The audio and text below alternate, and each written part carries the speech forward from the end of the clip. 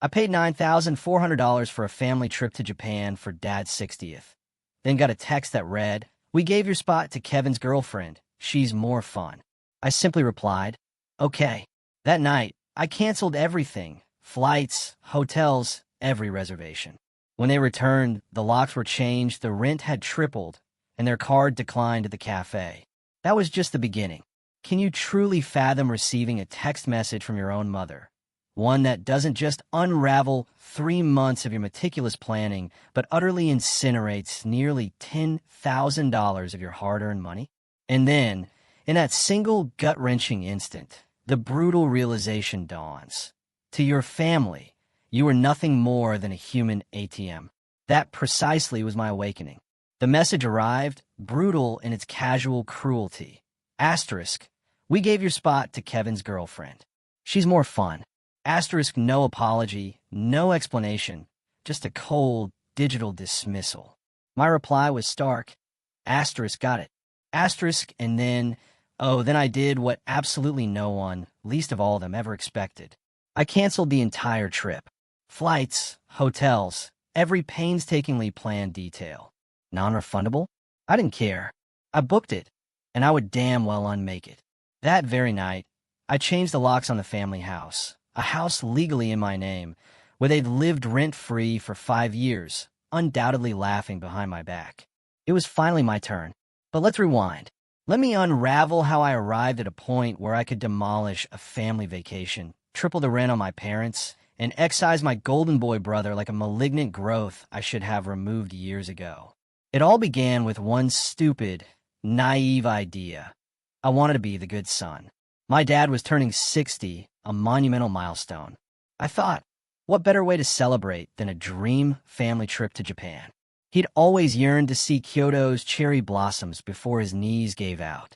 My mom? She revered sushi like a sacred rite. And Kevin, my younger brother, constantly droned on about eating authentic ramen, not the cheap college packets.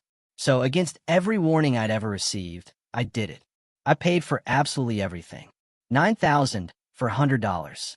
Flights, hotels, bullet train passes, even securing restaurant reservations. I painstakingly coordinated the entire itinerary between my punishing work deadlines, sacrificed weekends calculating hotel proximity to ancient shrines and bustling shops, comparing ticket prices. I even upgraded their flights to premium economy while I booked myself a budget seat in a modest room in Osaka. Luxury for myself was an afterthought. I genuinely believed this was what love looked like. But Kevin always possessed a knack for reminding me of my true place in this family. Not the favorite, not the fun one, simply the guy who pays. So, when I finally saw that text, asterisk, we gave your spot to Kevin's girlfriend. She's more fun. Asterisk, it wasn't shock that gripped me. It was an ice-cold wave of absolute clarity. And let me tell you, clarity is a dangerous weapon in the hands of someone who's been used for far too long. They always assumed I'd remain quiet, until I didn't. It always started with guilt. That's how they snare you. Not with love, not even with obligation, but with that insidious, subtle guilt. My parents never outright asked me to pay for things. No, their preferred tactics were far more nuanced. Asterisk, Kevin's doing his best, but it's so hard for young people these days. You're lucky to have a stable job. Not everyone can say that. Your father and I are so proud of you. We just wish Kevin had your drive. Asterisk, initially, I paid because I wanted to. Kevin was my younger brother. I reasoned that helping him finish college was the right thing to do. I covered his tuition, his books, even bought him a new laptop when his old one mysteriously broke 2 weeks before finals. But help, insidious creature that it is, swiftly mutated into expectation. 3 months post-graduation, he hadn't even applied for a single job. Still figuring things out, he'd drone, perpetually glued to FIFA on the couch. I'd returned from a grueling 12-hour shift to find him gorging on takeout, his feet propped on my coffee table, consuming food I paid for in a house I owned. Asterisk, he just needs some time. Don't pressure him. Asterisk, Mom would say. Dad wouldn't even deign to glance up from his iPad. Let the boy breathe, he'd mutter, as if I were the problem. Things intensified when Kevin acquired a girlfriend. Madison, Mads, as she insisted I call her, materialized and moved in 2 months after they started dating. No rant, of course. No discussion, just suddenly there. She commandeered my kitchen, my Netflix, my Wi-Fi. One night, I found her attempting to model my dress shoes for a TikTok video. I'm doing a character, she'd wink, utterly devoid of self-awareness. Asterisk, don't be weird. Asterisk, Kevin just chuckled. Asterisk, dude, relax. She's funny. Asterisk, funny. That word would echo a bitter taunt in my mind. Still, I remained silent. I kept paying. Because family. Because what would Dad say if we fought? Because asterisk, you make more than enough. Asterisk, when Kevin, naturally, lost the job I'd helped him secure, showing up late 3 times in his very first week. I covered his car payments to prevent his credit from tanking. When Madison totaled her ancient sedan, I foolishly co-signed for a used Mazda, in my name, of course. Stupid, I know. And when they, with their typical effrontery, announced they wanted to join Dad's birthday trip, I didn't even blink. I swallowed my resentment, adjusted the plans, added more rooms, rebooked hotels. I even shifted my own PTO around to accommodate them. And what was my reward? Asterisk, we gave your spot to Kevin's girlfriend. She's more fun. Asterisk, that wasn't merely an insult. It was a searing revelation. That single sentence confirmed every dark suspicion I'd harbored. In my family's eyes, I wasn't fun, wasn't loved, wasn't even respected. I was useful, a wallet with a heartbeat. And the most agonizing truth?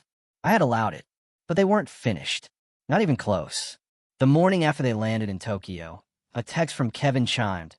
Asterisk, yo, can you wire us some spending money? Mad forgot her card and Dad says the exchange rates are trash. Asterisk, I didn't reply. An hour later, another. Asterisk, come on, man. Don't be salty. This is supposed to be about Dad, not you. Asterisk, I nearly hurled my phone across the room. They'd stolen my spot, my vacation, my moment. And still they wanted more. But I maintained my quiet. Let them bask. Let them post their filtered reels of manufactured family love while I sat in my now empty house, a silent rage thrumming beneath my skin. Then, on day 5 of their trip, the call came from the hotel. Asterisk, Mr. Adams, we're contacting you because the credit card on file for the group reservation has been declined and there's a discrepancy with the guests listed. A non-authorized person has been added to the suite. Asterisk, So, that's how they'd executed their little maneuver. They'd swapped me out for Madison without informing the hotel, used my card to pay for her spot, convinced I'd never notice. That was the pivotal moment. Not the initial insult, not the exorbitant money, not even being excluded from my father's 60th birthday trip. It was the sheer audacious assumption that I would simply endure it, that I would always endure it. So, I logged into my bank account, flagged the fraudulent charges, and shut down the card. Then, I called the hotel back. Remove all guests. The reservation is canceled. And please, alert security if anyone attempts to dispute it. They're not authorized. The manager paused, clearly taken aback. Sir, they are still in the room. I didn't flinch. I'm aware, I said, my voice utterly devoid of warmth. They can find their own way home. The day they returned, they discovered a new world. I was in the kitchen, calmly stirring my coffee, when I heard the unmistakable slam of car doors. Voices erupted, loud, panicked. My mother's high-pitched whine. Kevin yelling. Madison's voice, shrill and furious, soared above them all. I didn't rush. I simply waited. Then came the insistent banging. Asterisk boom. Boom. Boom. Asterisk, asterisk, open the door. Asterisk, Kevin's voice. Asterisk, we know you're in there. Asterisk, I strolled to the front entrance, coffee cup still in hand, and peered through the peephole. There they were, all 3, red-faced, disheveled, their luggage piled haphazardly on the porch. Madison was barefoot for some inexplicable reason. I unlocked the deadbolt, opening the door just enough to meet their wide, incredulous eyes. What happened to our keys? Kevin demanded, his voice laced with pure panic. I took another slow sip of my coffee. Oh, you mean the ones I had rekeyed? Yeah, they don't work anymore. Seriously, man, he snapped, Disbelief etched across his face. Are you serious right now? I nodded, perfectly calm. Dead serious. Mom pushed past him.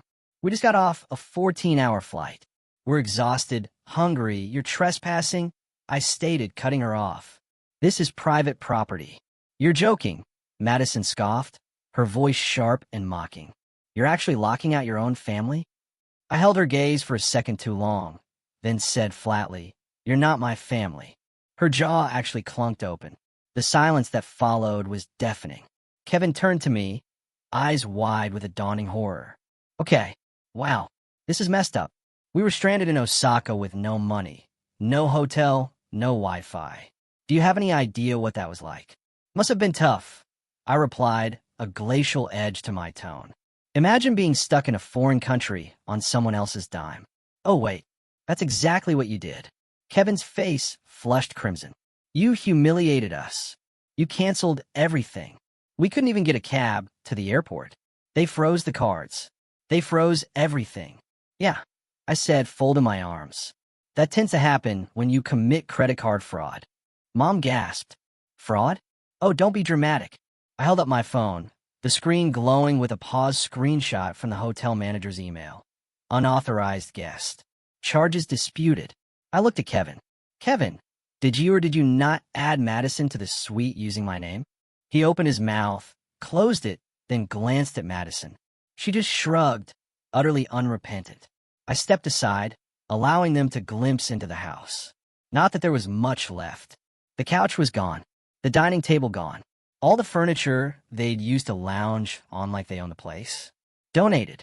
The walls were stark and bare. I'd systematically cleared out everything they had ever touched. You emptied the house, Mom exclaimed, stepping forward. Correction, I said. My house. Kevin clenched his fists. We lived here for years, I added, my voice cutting through the air, without paying rent, without contributing, without respect. Mom's face contorted into a mask of outrage. We're your family. This is disgusting. You're punishing us for one mistake. I let out a single, harsh laugh. One mistake? You stole my vacation. Used my credit. Threw me out of my own plans for my father's birthday because I wasn't fun enough. Do you even hear yourselves? You're being petty, Madison scoffed, rolling her eyes. You're just mad because we had a better time without you. That was it. I stepped fully outside, closing the door firmly behind me. You think this is about Japan? I asked, my voice quiet now, lethal. You think this is about one trip? No. This is about every single moment I sacrificed for you. Every dollar I gave. Every single time I let you stay here rent-free while you laughed behind my back. We didn't. Mom started. You did. I cut in, unwavering. All of you. And now I'm done. Kevin shook his head in disbelief. So what? We're homeless now. No, I said. You've got 2 weeks. Rent's tripled. Utilities are on you. And the guest suite's locked. If you want to stay, you pay. He scoffed. You can't be serious. Madison folded her arms. You can't just evict us. Actually, I said, pulling a pristine copy of the lease agreement from my coat pocket. I can. It's legal. It's done.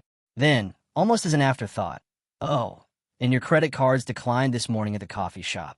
I got a notification. The silence hit them like a physical blow. I turned to walk back inside. Kevin lunged, grabbing my arm. Wait, please, he pleaded, his voice cracked, fragile. You don't understand. I don't have anywhere to go, Madison. She opened her mouth to argue, but stopped, seeing the raw despair on his face. Kevin was crying. I looked at him, truly looked at him, and felt nothing. No pity, no rage, just a clean, cold emptiness. You were my brother, I said, my voice flat, and you traded me for entertainment value. That's not a family. That's a reality show. Then I walked inside, locked the door, and left them standing there in the wind. They came back to a new world, one without me. It took 3 days after their return for the real chaos to begin. The first morning, it was quiet. Too quiet. I half expected yelling, guilt trips, perhaps a barrage of messages in the family group chat. But nothing. I had breakfast alone, coffee and a croissant, savoring a strange, satisfying sense of peace. It was a silence I hadn't truly felt in years. Not the kind you hear but the kind you carry inside you. By day 4, my phone finally lit up. Asterisk, can we talk? Mom, I'm sorry about what happened. We all made mistakes. Please don't do this to your father. Asterisk, I didn't respond. Not because I had nothing to say, but because I no longer owed them an explanation. For the first time in my life, I felt no obligation to justify myself to people who had never truly listened. Then the real fallout began. The cards were blocked. Madison tried to buy coffee downtown, declined twice. I received the push notification and, yes, I smiled. She posted a story. Asterisk, some people are just vindictive.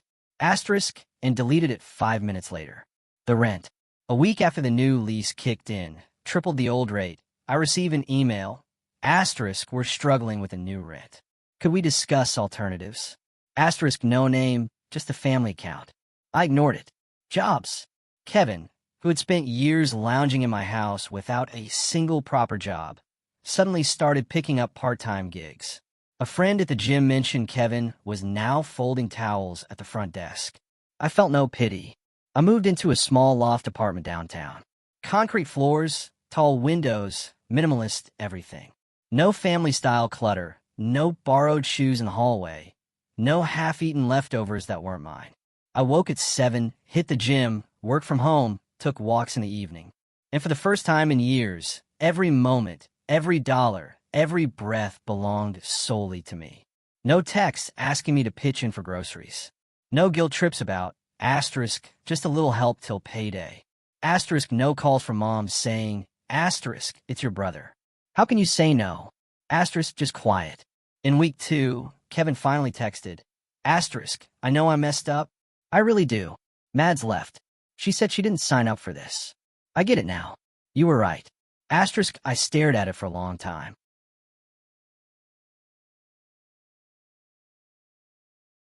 This was the same Kevin who had laughed at my plans, called me too serious, said I didn't know how to have fun. Now he was alone, abandoned by the fun girlfriend, forced to confront the mess without his human credit card. I didn't reply. Then the real bombshell dropped. A letter from a lawyer. Asterisk, your parents are claiming partial ownership of the house based on alleged financial contributions over the years. We've requested proof. Asterisk, so far, they'd sent nothing. I laughed. Not because it was funny, but because it was so profoundly absurd it deserved nothing more. They had always believed that if I owned something, they automatically had rights to it. I remember my mother's saccharine line. Asterisk, this is a family home, sweetheart. What's yours is ours. Asterisk, but now, ours meant absolutely nothing. Mom sent another message. Asterisk, we didn't raise you to be like this. What would Dad think this time? Asterisk, I replied. Asterisk, you raised me to serve you. That ends now. Asterisk, what shocked me most wasn't their anger. It was how swiftly they disintegrated without me. Kevin was working 10-hour shifts, scrambling to cover bills. Mom started calling old friends, the very ones she used to mock for having ungrateful children. Dad, silent as always. He had been quiet through every fight, every insult, every betrayal. His loyalty was to neutrality. And now they were finally living in the world they had constructed, a world where I no longer existed to fix everything. And me? I sat on a new couch in a new apartment, drinking coffee no one criticized, surrounded by nothing I didn't explicitly choose. For the first time in my life, I wasn't being used. For the first time, I wasn't obligated to show up for people who never showed up for me. And for the first time, I wasn't angry. I was free. I was never the problem. I was the solution they abused. Sometimes, silence resonates louder than screaming. 3 months have passed since I pulled the plug. No more free rent. No more brotherly favors. No more pretending that family meant love instead of leverage. I thought I'd feel guilt or grief. Perhaps loneliness. But no, I feel something stronger. Peace. I wake up now without dread, without waiting for the next request, the next manipulation disguised as a favor. I don't flinch when my phone buzzes. I don't brace myself for guilt trips masked as check-ins. I feel like I've stepped out of a dense fog, and I can finally breathe. A week ago, I found an old box while unpacking at the new place. Inside were photos, birthday cards, and a folder labeled family stuff. I opened it. Old airline tickets, receipts from family vacations I'd paid for, hotel confirmations under my name. It hit me like a brick. Every single family memory was billed on my credit card. They called me cold, but I was the only one who kept the lights on. I flipped through a few photos. In every single one, I was smiling, giving, gifting, driving, paying. And the others? Relaxed, carefree, like passengers in a car. They didn't have to steer. I used to think that made me strong. Now I see that made me invisible. What they loved wasn't me. It was my usefulness. And when I stopped being useful, they stopped being loving. Kevin hasn't messaged me since Madison left. I heard from a mutual acquaintance that he moved into a basement apartment and started delivering food. And for once, I didn't feel superior. I felt nothing, because now his life is his responsibility, not mine. Madison scrubbed her social media clean, deleted our old photos, unfollowed the entire family. Her fun ran out when the free lifestyle did. Mom sent one final text. Asterisk, we didn't raise you to be like this. We miss who you used to be. Asterisk, and I answered, asterisk, you miss the version of me who never said no. He's gone. Asterisk, Dad stayed silent. Of course he did. He always did. Years of watching things fall apart while sipping his coffee in silence. He never yelled, never hit. He just watched. And honestly, that was worse. It made his complicity polite, but lethal. I stopped expecting closure from them. So I gave it to myself. I sat alone one night. No TV, no phone, just me and a glass of wine, watching the lights outside flicker on in other apartments. For the first time in years, the quiet didn't feel empty. It felt earned. That night, I wrote something on a sticky note and stuck it on my mirror. I owe no one more than I owe myself. And every morning since, I've read it like a prayer. Funny thing, the people who once drained me now call me distant. They say I changed. You bet I did. I used to be the bridge they walked on. Now I'm the ocean they can't cross. A few days ago, Kevin's ex, Lisa, sent me a message. We barely spoke back when they were together, but she'd always been kind, quiet. Asterisk, you were the only one who saw through it. The way they treated you, it was wrong. I'm glad you left. You saved yourself. Asterisk, it hit me harder than it should have, because I'd actually started to believe that maybe I was the problem. Lisa reminded me I wasn't crazy. I was just the first to wake up. I used to think walking away was selfish. Now I know it's self-preservation. They taught me that love comes with sacrifice, but never their sacrifice. Only mine. They call me cruel. I call it clarity. They call me heartless. I call it healing. They call me selfish. But only after I stop being theirs. And now for the best part. I don't hate them. I don't wish them pain. I just don't owe them anything anymore. And that freedom, it's like breathing for the very first time. Next week, I'm flying to Iceland. Solo trip. I've always wanted to see the Northern Lights, but never went because there was always someone else's emergency, someone else's drama, someone else's vacation at my expense.